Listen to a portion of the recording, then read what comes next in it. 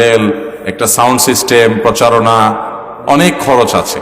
সেটা সে অর্থে তো ওনার কথা ঠিকই আছে, কিন্তু যদি আমার কথা বলেন তাহলে আমি কোনো টাকা পয়সার বিনিময়ে ওয়াজ করি না আলহামদুলিল্লাহ, এবং আমি দ্বীনি প্রোগ্রামগুলো করার চেষ্টা করি আল্লাহ তাআলার সন্তুষ্টির জন্য।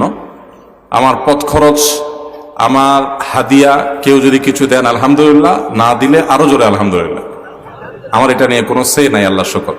তবে আমরা খুব শীঘ্রই ইনশাআল্লাহ অফিসিয়ালি ঘোষণা দেব যে আমরা কোনো দ্বীনি প্রোগ্রাম করে কোথাও কোনো প্রকার সম্মানই আমরা নেব না, সেই ঘোষণাটা আমরা দেব ইনশাআল্লাহ। এবং তার আগে আমি একটা ছোট বিজনেস রান করার প্ল্যান পরিকল্পনা করছি, যে অন্তত ডাল ভাতের জোগাড় সেখান থেকে যেন হয়। আলহামদুলিল্লাহ ডাল ভাতের জোগাড় এমনি আছে, কিন্তু আরো একটা দৃশ্যমান একটা উপায়, একটা মাধ্যম যেন থাকে, যেখানে আমি হালাল উপার্জনের জন্য কায়িক শ্রম দিতে পারবো এবং অন্যদেরকে উদ্বুদ্ধ করতে পারবো। এই দৃশ্যমান করার উদ্দেশ্য হলো সেটা, যে অন্যরা উৎসাহিত হবে। ওলামা একরাম সমাজের সকল উন্নয়নমূলক কর্মকাণ্ডে নানাভাবে তারা জড়িত হবেন, সমাজকে এগিয়ে নেওয়ার পিছনে ওলামারা ভূমিকা রাখবেন।